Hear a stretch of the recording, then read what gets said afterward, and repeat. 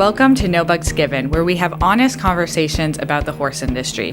Whether it's debunking common myths and looking into the science behind them or tackling the hard social conversations that we face in this industry, we get to the bottom of what matters the most, how best to care for and advocate for our horses. Today I have on the podcast my beautiful, wonderful angel everything, because I can't think of a better job title for her, Allie. Thanks, Maya, for having me. Happy to be back. Allie helps me produce my podcast as well as helps me manage my social media and basically keep me a functional, organized person in the many different passions that I have in this business. And Allie is also an amateur and relatively new horse owner. So I found it really helpful when I'm speaking on a topic that I'm super passionate and educated on. I find it very helpful to have Allie with me because she brings a fresh perspective that helps me to break it down for those of you who are listening at home who might not have quite the science background that I do. Yeah, and like we've talked about this before, but I'm constantly learning, so this is helpful for me to just unpack some of these things in a little more detail. And if you've listened to the podcast before, you know how much Maya loves her research, and we get to delve into a bunch of cool studies. So excited to be here. Awesome. So this is actually going to kick off a 3-part series that I'm really, really excited. It's basically going to be the muscle soreness series. And this first episode is going to be what actually is happening when muscles are sore and what causes muscle soreness at a biological level. Because I think that that's incredibly important when we're talking about how to counteract it and how to kick it to the curb for good. The next episode is going to be why and where horses get sore. So that'll dive into external causes, not what's happening at the biological level of the horse, but what's happening that we can kind of see and feel and touch and control. And then the final episode in the series is going to be how can I help make it better? What can you listening at home help your horse with muscle soreness wise? So really excited to kick this off. Let's do it. All right. So I wanted to dive into what is actually happening when a horse is facing muscular soreness, because I think that a lot of people don't really know or understand it, and therefore their method of trying to solve it becomes very quickly misguided and it ends up in a wasted effort. So that's why, I tend to shy away from people just taking stabs at things or people necessarily constantly cycling through new gadgets before they have an understanding of the science of what's actually happening. Makes sense. And yeah, you want to be as informed as you can to try to prevent muscle soreness in the first place from happening. Absolutely. Muscle soreness, we all know, can be caused like macro level. Macro, I think of like the external forces. So, like poor saddle fit, conformation, trauma. That can be caused by a lot of different things, and we all know that. But I think what a lot of people don't know is that there are actually a lot of different biological ways that muscles are becoming sore as well. And that's basically, I break that down in my head into the most common causes are, number 1, delayed onset muscle soreness. This is like your very classic muscle soreness. If you think about like after you have a hard workout or your horse does and suddenly they become really sore, that's what delayed onset muscle soreness is, or DOMS. And DOMS typically occurs between 24 and 48 hours or even 72 hours after a really hard workout. Next up, there's also muscular soreness that a lot of us have faced with, just overall muscular tension. And I frame that in my head as fascial adhesions. So, just like baseline, like that might be that can be caused by a lot of different things, but that might look like fascial adhesions that are constricting a muscle and constricting a nerve. So do you know what fascia is? A little bit, yeah. And I know it's really important to talk about because, like, we talk about in the context of addressing horse injuries all the time, that a lot of people fixate on the bones of the horse and not necessarily the soft tissue surrounding the bones that actually manipulates the horse's movement. So in fascia in particular, as I've learned, is the casing that kind of holds all of your muscles together in your organs. It surrounds basically every important structure in your body. Yeah. However, I think you just so aptly described it as like the white peely stuff around an orange. So it acts in that way, but it also has the ability to be manipulated and like bunch up in places, and that's what I would understand a fascial adhesion to be. Yeah. So you gave like a great like intro to fascia. So fascia, which you're learning so much, hanging out with me. So fascia, I always tell people, if you've ever prepared a raw chicken and you see the white stuff around the raw chicken, that is fascia. And there are actually different kinds of fascia. So there's superficial fascia, which is the layer between the skin and the muscle. So for your skin to slide around and not just be directly exposed to muscle and like just directly be sticking to muscle, and for your muscles to be able to move and slide around. You think about it, like your hands and your arms and everything can move in all these different cool ways because your muscles move independently of your skin. Otherwise, if your skin was adhered to your muscle, you'd only be able to ever like make one movement. If that, you probably wouldn't actually be able to move at all. Next up is your deep fascia. Your deep fascia is the fascia between muscles. So around every muscle is like a fascial compartment. It like comes around the muscle, and it actually allows the muscles to slide in between each other, which is something I never really thought about, right? Because if you think about it, like all these muscles run alongside of each other, and they have to be able to slide to actually be able to move. That totally makes sense. And like to your point, it makes sense that some of them are connected in certain places, encased so that they hold their structure. Right. But then also you have to have the freedom of movement to be able to slide. Yes. Right. And then that's superficial and deep fascia. But fascia also doesn't just exist in the muscular and the skin system. And fascia is actually present at every level in the cells of your body. Actually, John F. Barnes, who is one of the big players in the myofascial world, argues that there's no such thing as muscle. There's just compartments of fascia. And the muscle contracts, but the fascia is what actually holds it together. And fascia is incredibly cool. It's present throughout all the systems in our body, and it helps to surround our organs, and it basically helps everything function. Even like just a little caveat or just a little sidebar, like endometriosis, a lot of people argue has like a fascial base, because basically pain in your uterus, in the fascial adhesions in your uterus actually are traveling throughout the rest of your organs and adhering to the rest of your organs. So actually there are MFR practitioners for humans who actually treat endometriosis because of the internal fascial adhesions. It's incredibly interesting stuff. And that's also why you see some human chiropractors do internal fascial release on mares, because they get an ovary moved, or an ovary with a lot of adhesions, and they actually can go in and release a lot of pain. God, that's so wild. And it totally makes sense, especially with the uterus and the surrounding structures. The uterus is a giant muscle. So why wouldn't you massage it the way that you would work on any other part of the muscular system? Yeah. So I guess to backtrack a little bit before, because I think I kind of like skipped a section. What fascia really unfortunately likes to do is create adhesions. So fascia is like this sticky, it's not a substance that gets circulation. It's very collegious. It's very has a lot of collagen fibers in it, and it has and what it really likes to do is when there's any sort of trauma or injury or pain, it likes to get dehydrated and form an adhesion.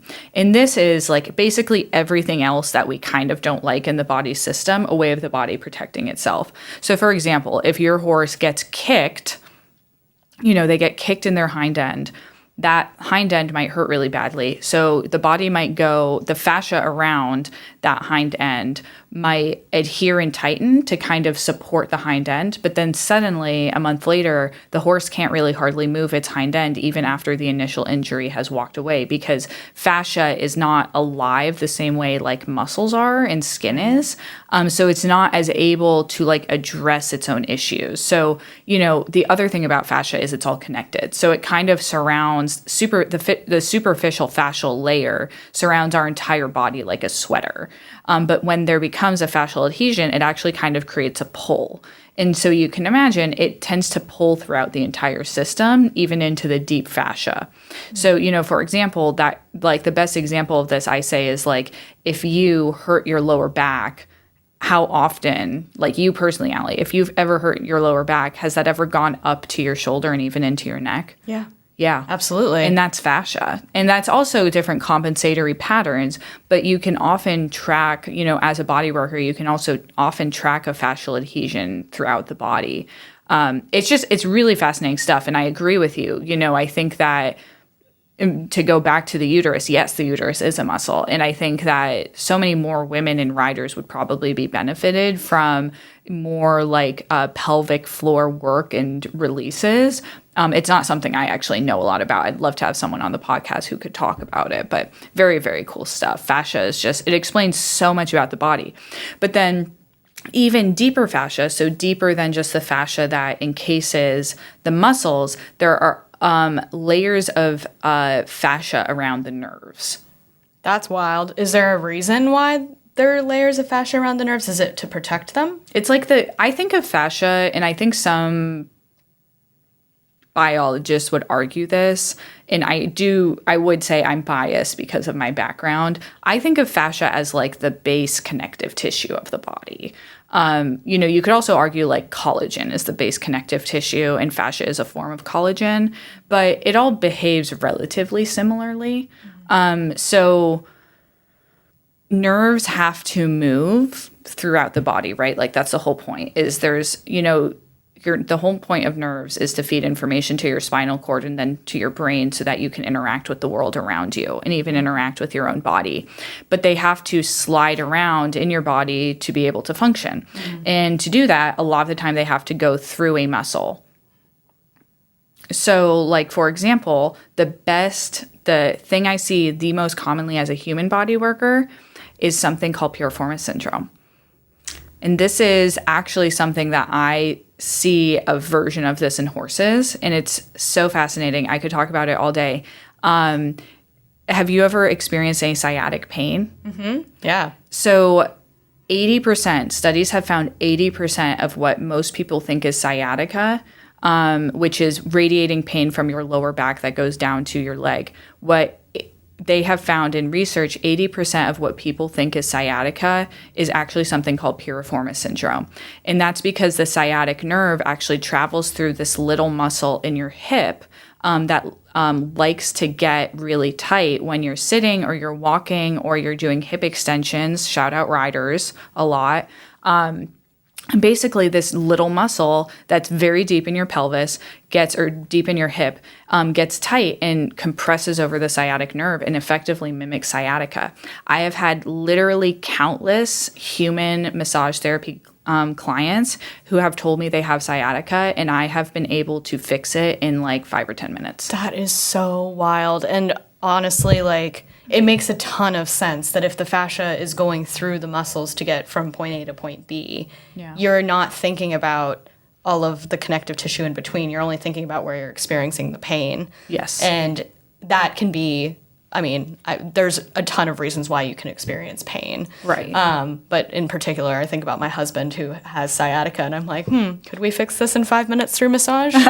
You probably could. I can't guarantee it, and I can't guarantee that if I work on it for 5 minutes, it's never going to come back, right? Sure. But there have been, I've had really incredible results, and horses experience something pretty similar in their sacrosciatic ligament area. And I do the same thing. I release it. It makes a huge difference through their lower back. It's fascinating stuff.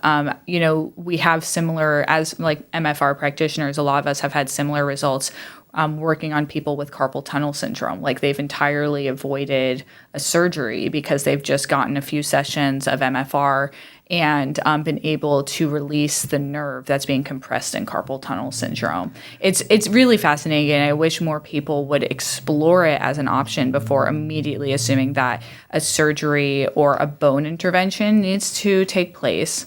1,000%. And again, I'm just going to repeat this idea, but it's why aren't we talking more about how we're manipulating the soft tissue before we jump to really extreme circumstances, like my husband, for example, had a slipped disc when he was younger, and they were immediately like, you can either have lots of physical therapy or you can have surgery. Right. And he was like, absolutely, I do not want to have surgery on my like lumbar spine, whatever. You know, it's just. And the scary thing about slip disc injuries is I've had so many, and doctors like don't hate me for this. Like I like refer most of my clients to doctors, and I won't work, and I will never tell a client like, don't listen to your doctor, listen to me. I just always say like, why don't you explore the least invasive option first, right? Totally. Because I have had a lot of clients who come to me after they got a surgery and have said the surgery made it worse. Yeah, and it happens. It's very common. It's very sad. I guess one of the questions I have too, and just animals generally, right, like humans and horses in this case, like with surgeries, do fascial adhesions tend to happen more in those areas because they're trying to compensate for the healing process? And like, this is a I think so. personal So yeah, I have always wondered if we went in with horses who have suffered from colic surgery. I've always wondered, like, do those horses, for example, have a higher instance of kissing spine because their abdominals are so weakened and they have so many fascial adhesions through their abdominals? It makes it hard for those muscles to function and then therefore support the back, and then therefore the back sags. God. And then therefore the spine, the vertebrae compress, and then therefore kissing spine happens. I don't know. I mean, I would love to know. I would like, if I could like wave a magic wand and get $1 million of research, I would do that. And I'd do research on fascial adhesions for kissing spine horses. I think it'd be so fascinating. Yeah, I mean, it would be really fascinating to see if prolonged MFR treatment, and by the way, MFR is myofascial release. Yes. We talk a lot about myofascial release here, but for the listener who may not know, and we've thrown that around a couple of times. But yeah, it would be interesting to see if myofascial release over time could help really in a therapeutic way to resolve those issues entirely, or at least, get them to a point where they're serviceably sound. Right. Serviceably sound. That's like a hot word. That is. People don't like that word right now. I'm not against it. I think. Well, I don't even know if I should say. I think if a experienced horse person who's telling me that a horse they love and care for is serviceably sound, I want to know what that means to them. Right. Like, I think it means something different. The horses I know who are in a lesson program who are living on BU, and like you see them crawl around and like they're clearly in pain, and you're like, can you just let the horse be done? But the trainer is like, well, they're serviceably sound. That's a totally different meaning from like a horse that like is 23 and has worked very hard their whole life and is like tended to for their every need and needs 10 minutes to warm up. It's just a different. Totally. Yeah. Hot button word. Because, hot button word. Yeah, no. And in the way that I'm using serviceably sound is a horse that is comfortable doing some level of work, and you don't push them past that point of comfort. Right. Or like into discomfort, right? Like you really manage them in a way that like there are so many horses I know who had very long successful show careers who are now no longer sound enough to compete at that level. However, because they love it so much, they want to do it, and you see them when they go, they're like, this is so fun, and they're trying to push themselves harder than like you as the owner feel like you should. Yeah. That was what I like, just for clarification. That's what I mean by serviceably sound, like to your horse's level of comfort and like giving them a quality of life that they want and deserve. Yeah, because I do believe that I believe that you rust out before you wear out with most, and I think that that's true with people and horses. And, someone else DM'd me, I thought it was awesome.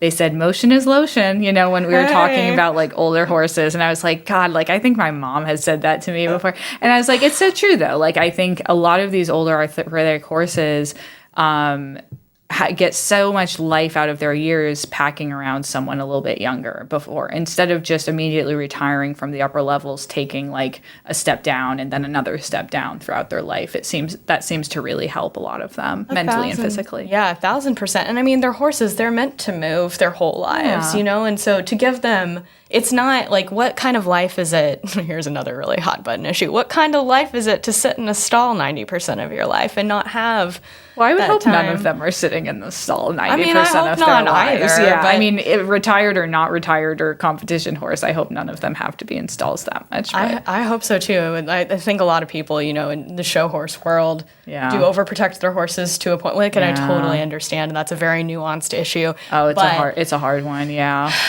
Yeah, but you want to give them the best and make sure that they're happy and like in as much of their natural element as they can be. It's only fair. At least that's my opinion. It's only fair that we give that back to them to the best of our ability. Yeah, and like just listening to them and letting them tell you what you want. Like, my best friend Laura has an older mare who's 19, and she's always just kind of checking in with her, like mentally and physically, like, are you ready to be done? And Dixie's like, no, I can do a little bit more. Like, and Laura just does everything for this horse. But, when they get to a certain age and a certain level of like, Dixie is not like really necessarily the example for that because she is so comfortable and she is maintained very well. But, when you're facing an uphill battle with them, it is time to like be like, maybe we just do a step down and maybe we do another step down, like kind of play with it. But to get back to fascia. Totally. I would love to Okay. recap just a little bit and sum up. So we were talking about the different level, like the different layers of fascia. Yes. So if we can just bullet point through those Yes. maybe quickly. Oh, thank you. So superficial fascia, layer of fascia between your skin and muscles.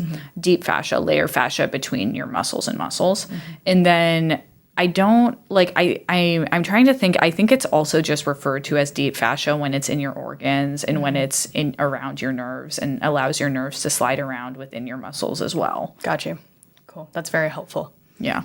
And then fascial adhesions can connect through any layers of those fascia. So when you're dealing with treating a fascial adhesion, you are treating every layer of that. So sometimes that means more deep work and sometimes it's more surface level.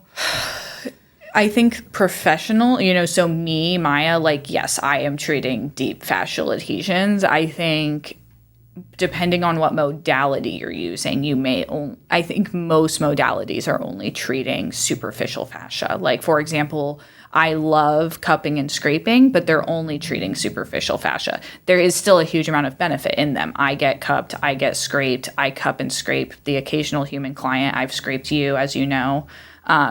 There is a lot of benefit in treating the superficial fascia. The deep fascia tends to come more into play with the manual therapies. And another way to activate and release deep fascial adhesions is actually exercise and stretching.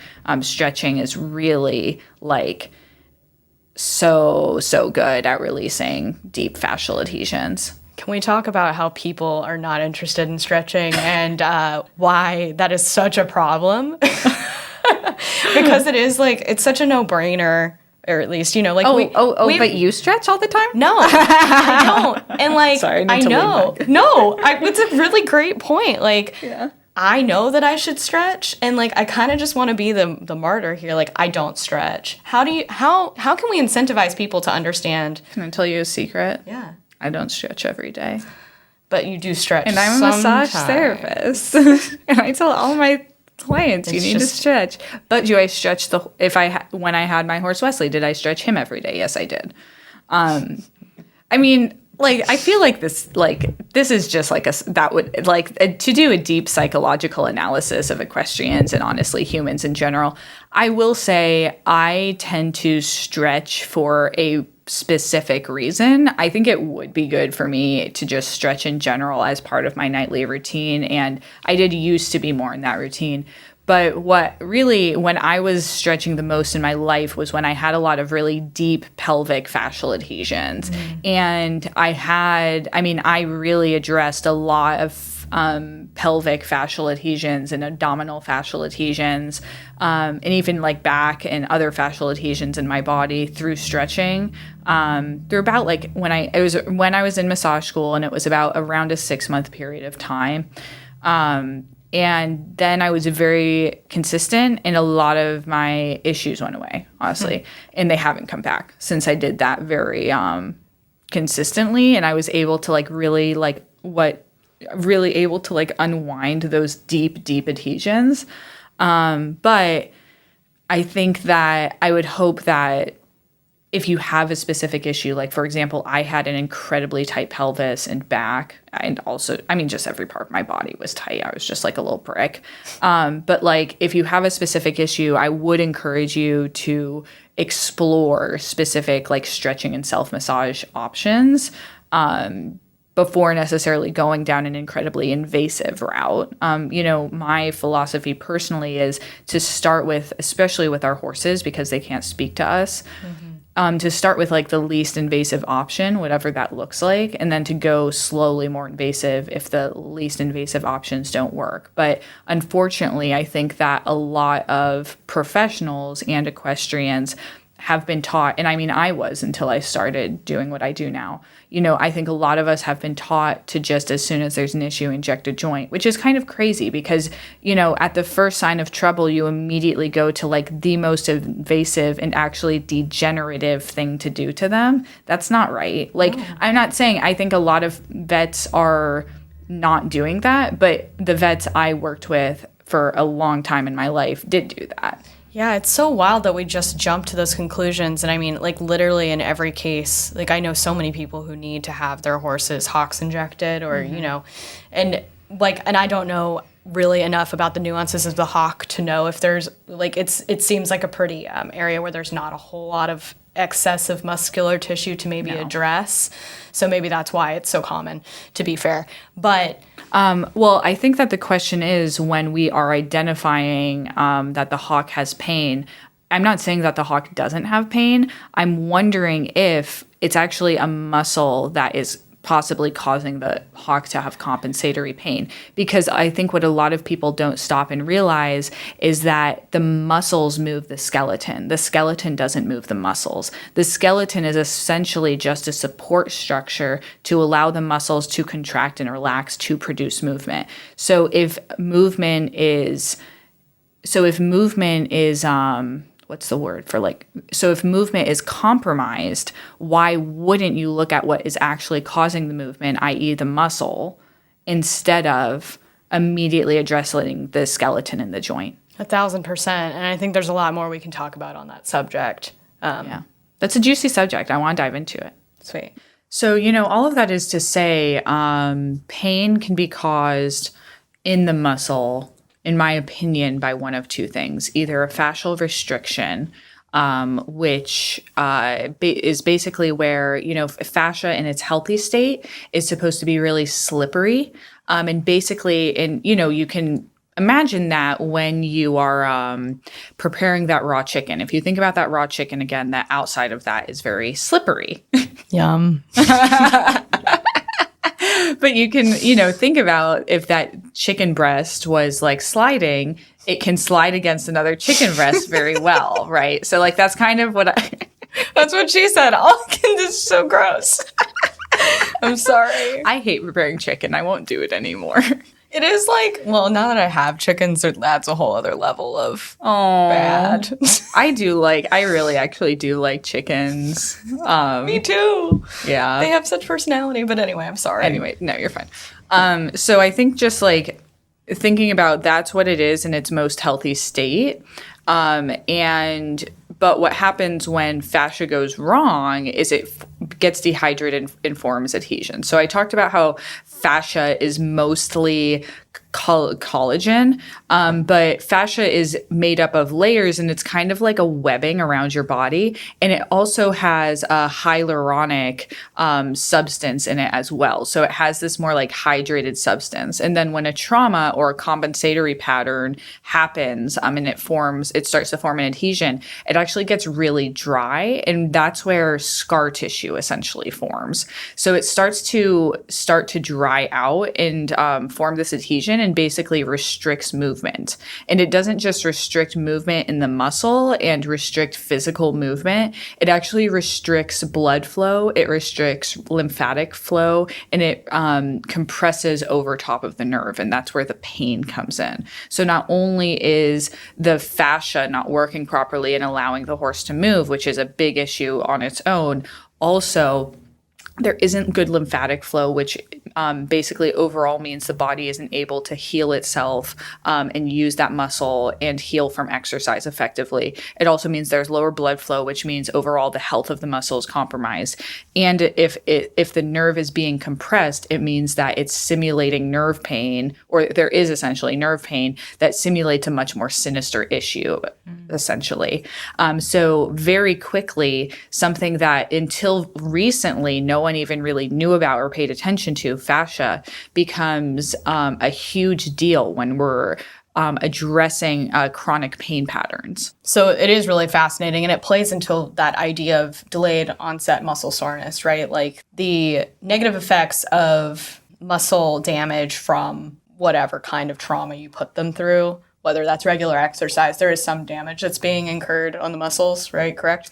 So it's a little bit different. So I think of DOMS as a little bit different from fascial adhesions, because DOMS is more of it is technically caused by fascia, but not fascial adhesions. So I'm going to blow your mind. Oh, that's a good way to separate them out. Okay, so Yeah. they affect each other, but they're not necessarily. No, so fascial adhesion is like, for example, you like tear your rotator cuff because you've been working on too many stalls. Or, for example, how I tore my rotator cuff was a horse slammed me up against a wall and I like put up my hand to brace myself and I just managed to tear my subscapularis muscle.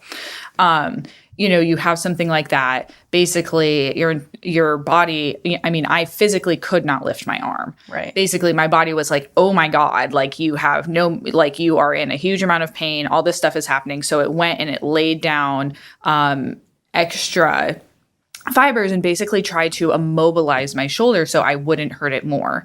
But then, 2 years later, I still couldn't move my arm very well. But delayed onset muscle soreness is basically, I think of it as a little bit less serious. But the pain caused from delayed onset muscle soreness, we are starting to understand, is caused by the fascia encasing the muscle. So DOMS is kind of what we tend to think of when we think of traditional muscle soreness. So DOMS, let's say, for example, DOMS looks like I worked out really hard and now my muscles are sore 2 days later, whereas fascial adhesions might look more like, oh my God, my shoulder hurts all the time because I tense my shoulders, or oh my God, my hip hurts because I'm a little bit uneven somehow and I'm using it incorrectly. DOMS is more of the traditional athletic muscle soreness, because what actually happens is basically when you're exercising, you're creating these little micro tears in your muscle fibers. And something called the lymphatic system or lymph fluid starts to flow to that injury site, because what the lymph system does really well is bring healing properties like white blood cells and nutrients to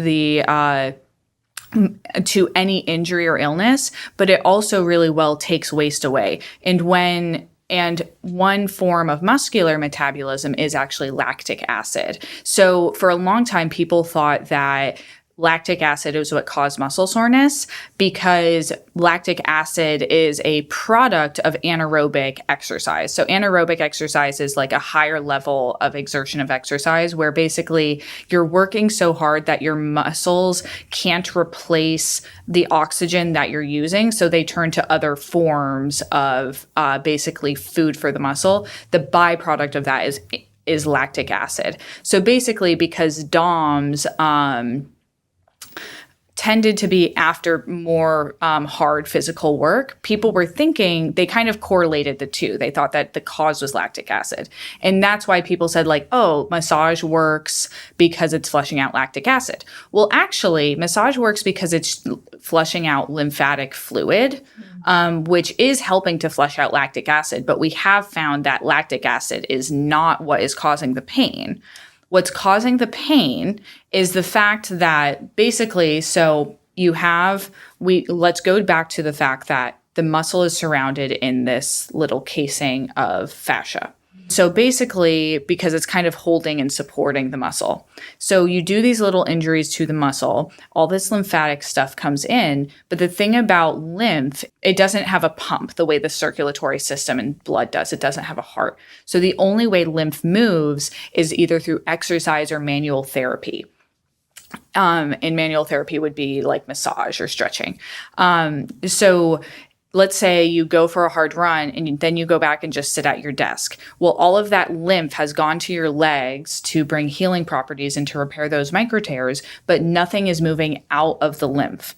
Now, this lymph is collecting in your muscles. It's causing the muscle to swell and actually exert pressure on the nerves associated inside the muscle. So basically, because the fascial casing around the muscle isn't allowing it to move very much, the muscle is swelling and it's painful. Mm-hmm. And that's why massage is basically the most effective treatment for delayed onset muscle soreness. And that's been proven in study after study after study, because nothing moves lymph out of a muscle like massage other than possibly exercise. That's wild. That makes sense. What does DOMS look like in horses after? Like, what are you looking for when you're assessing whether or not a horse is experiencing that delayed onset muscle soreness? Yeah. So, I'm not typically seeing, as a massage therapist, in my experience, I'm not seeing a lot of delayed onset muscle soreness in horses. In horses that get ridden consistently, like 4 or 5 days a week, and like all of those rides look pretty similar. So even if like the rider is cross training, for example, like the beginner novice or novice horse who has been at beginner novice or novice for a few years, and that's kind of their life, those horses don't tend to get delayed onset muscle soreness. What I see the most is either horses that are weekend warriors. So like their owners can't get out to them 5 days a week. And then they go for they basically want to make it up on the weekend. So that they go for a couple of hard rides. And basically the body just isn't accustomed to it and isn't accustomed to that level of muscular metabolism. Then the next day, a few days later, the horse might be really, really sore. Unfortunately, the owner might not see it come into play the most because it might kind of have dispersed from the next weekend, at least a little bit. Mm-hmm. But slowly the horse is going downhill and slowly the horse is getting sorer and sorer, right? Yeah. It can also, I see it very commonly as well in horses that work really hard. So our upper level eventers, I think there's a lot of DOMs. I think the racehorse industry, there's a lot of DOMs. Show jumpers, dressage horses who are working really hard. Any horse that is taken whose work is increased very dramatically or over a short amount of time, I see it. I see a lot of young horses I'm working on who are very, very sore. And I think it's because no matter what you do, and I think it's because people truly do not have a concept of how long it takes to build the musculature of a horse. Yeah, that's fascinating to think about too in that context. I would assume in some Western sports, you'd see a lot of it as well, especially with high intensity but fast work, like barrel racing, where you go in as hard as you can for 20, 30 seconds. Right. And then what happens after that and how many people, I'm sure at the upper levels, people do, walk their horses down afterwards or do a cool down. Right. Well, and that's actually a really good point. That's, I think, one of the best ways to avoid DOMs in your horse is not only massage therapy after a hard ride, but taking a long time to cool them out. Because keep in mind, delayed onset muscle soreness is caused by lymph. And the reason why it's collecting is because it doesn't have a pump. So what you need to do to move it is either exercise or massage. Those are basically the main two options. You can definitely, I think PEMF absolutely helps as well because it helps promote circulation. I think there's some other therapies like vibration therapy that might be effective for that as well. But those are some of the ones that are, most helpful. Right. Or like we talked about in the wrapping episode, some kind of standing wrap is supposed to have that effect. Yeah, it's not going to act on the muscles. It's going to act on the lower legs, but it's going to have a similar benefit to keep it up. Yeah. Right. That's fascinating. Yeah. And I think overall, it goes back to the idea of to keep your horse being slowly conditioned and slowly bringing them up the levels. And also there are times when muscle soreness is just going to be a part of your you and your horse's life, unfortunately. Just like any professional athlete, just like any athlete at any level, there are going to be days where you're sore. Totally. Even if you work pretty slowly, especially if you're wanting to basically get as far as you can in a short amount of time, you can still do it responsibly, but you and your horse may end up with some muscular soreness. But going back to Dr. Chuck's episode, when he talked about kind of the stair-step theory of building fitness, I think DOMs you can kind of avoid suffering the worst of DOMs when, like, after your hardest workout of the week, your horse gets a day or two off. Totally. And I think that goes back to, like, a lot of what we talk about on this show, but on our social media as well, is that we need to start treating horses like athletes. And we should also treat ourselves like athletes. And even though that's not exciting and nobody wants to do it, and it's so boring to stretch and think about going to the gym and cross training. Oh, God. But, it is important because horses are athletes by nature.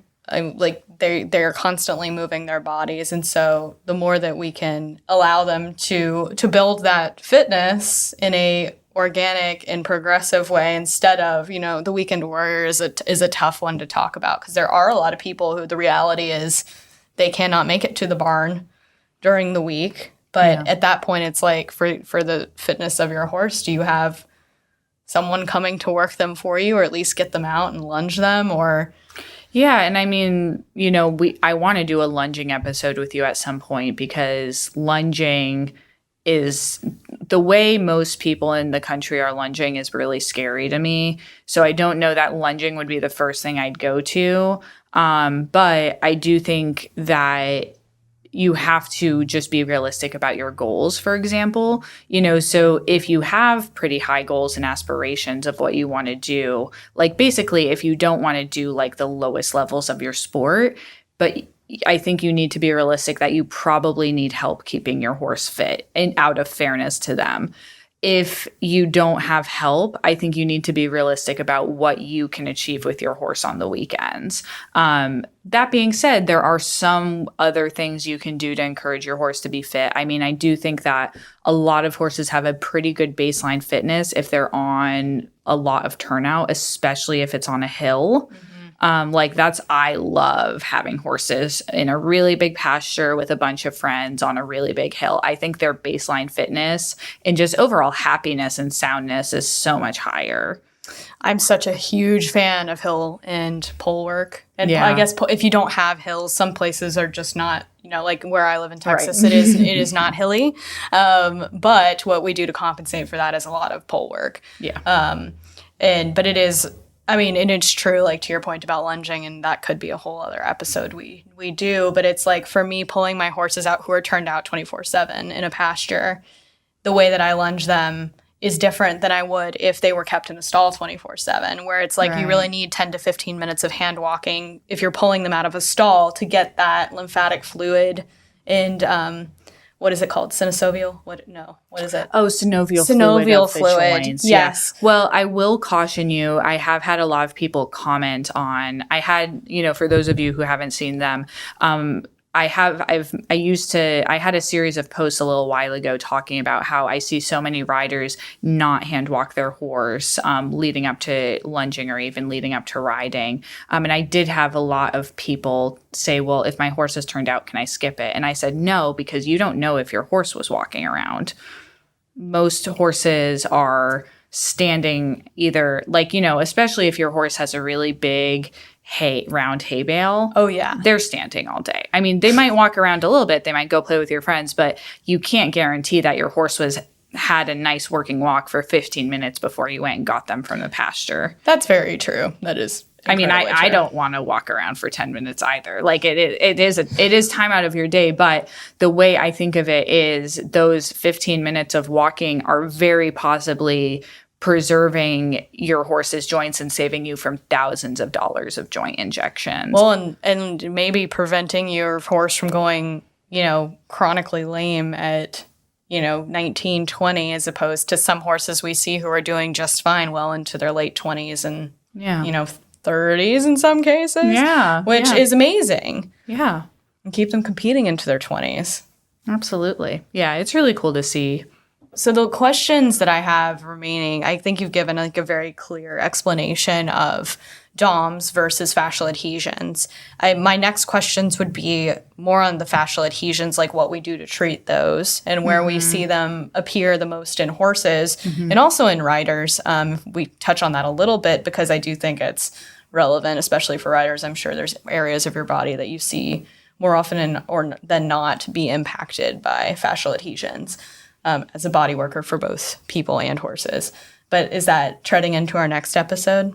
I think that's starting to tread into our next episode. So make sure to stay tuned for our next episode, which is the where and the why of your horse's muscular soreness, where we go into the most common external factors that lead into your horse being sore and where that can manifest in their body. The last in the series, we will have what you can do at home to help your horse avoid muscular soreness or address a muscular soreness they may be facing. That both episodes are going to have a lot of really actionable advice, so definitely listen to them with a notepad and take some notes. Love that. Can't wait. We'll be back for more soon. Thanks, Sally. Yeah, of course. Do we want to do our, what do you not buck with? Ooh, am I going to get asked? I would love to do the honors. So Maya, what is something in relation to muscle soreness that you do not buck with? I don't buck with applying a temporary bandage to muscular soreness when there's a more systemic issue. And we're going to really dig into that in the next episode. Exciting. All right. Well, thank you for having me today. It's always a lot of fun. You're the best. You are.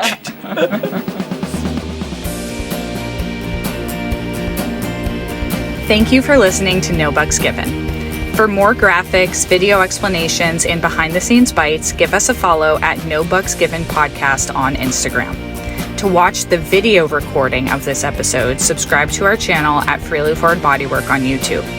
This episode was produced by myself and my wonderful co-editor, Allie Watson-Bain.